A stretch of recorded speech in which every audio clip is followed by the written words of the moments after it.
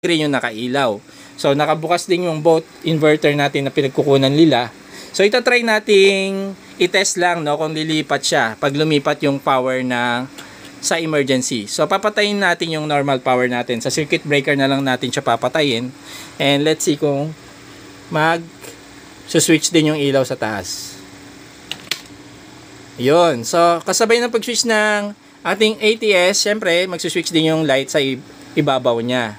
So yellow na yung nakailaw, guys. So ngayon, itatry naman natin balik ulit yung ating normal power. Itatry natin, titingnan natin kung babalik din yung ating pilot light sa green. Ayos, ayun. So bumalik siya, no, guys. So mas okay ito, guys, kasi mas visible siya lalo na pag malayo. And madilim kasi yung kulay niya magkaiba, no.